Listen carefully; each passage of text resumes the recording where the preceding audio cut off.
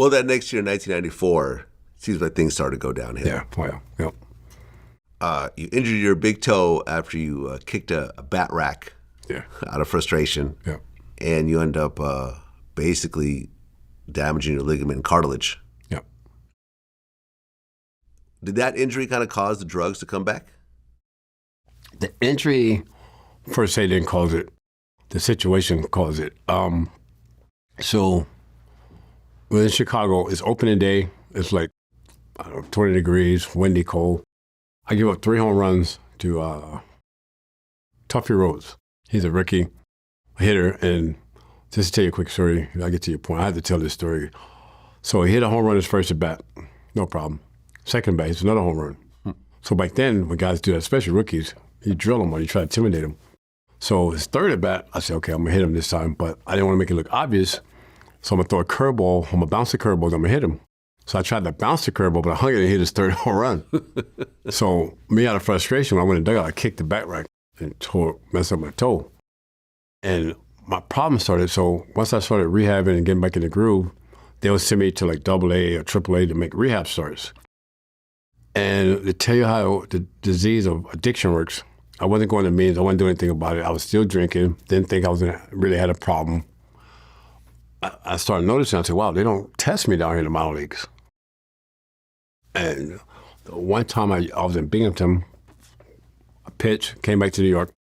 There's a strip club on Queens Boulevard called, I can't remember the name of it. It was on Queens Boulevard, but all of us used to go there. Went there. Like I tell you, women was my weakness. 2 dancers started hanging out. They take me up in the office, they're doing it. I did a line, and it's off to the races again. Because with cocaine, you don't get to start over. You start where you left off. And so the amount that I was doing before I stopped, it just went right back to that point.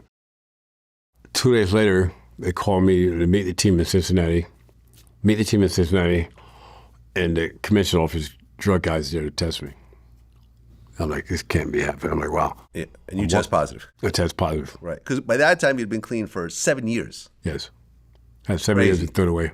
But that's why, like, still now, I know my addiction problem is not just drugs. It's women, drugs, different places. Like they talk about people, places, and things. That's, for me, that's real. That's real. Well, around that time, your wife, Monica, walks in the bedroom and you had a loaded gun in your hand. Yep.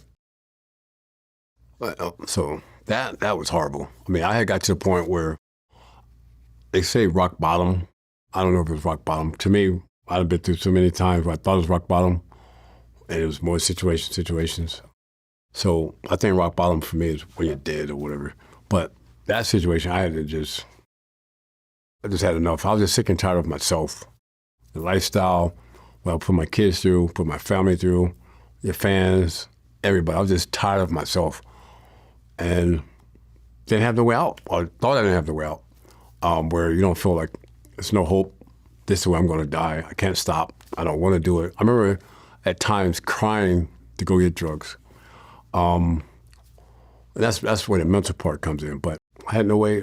I didn't trust anybody talking to my family. I had this pedestal. I say, hey, I'm doing this. Oh, you'll be fine.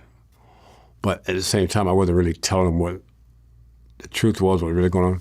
So there's one day, I missed my daughter's birthday. I think it was a 3rd birthday party. Had the mermaids and all that stuff there. Wasn't there, no show. Then out binging for 3 days. Come home, kids asked me where I'm at. I was tired of lying to my kids, just tired of everything, basically just tired. So always had a gun. I got the gun, and I'm just like, man. And from looking at it now, it's just self-pity.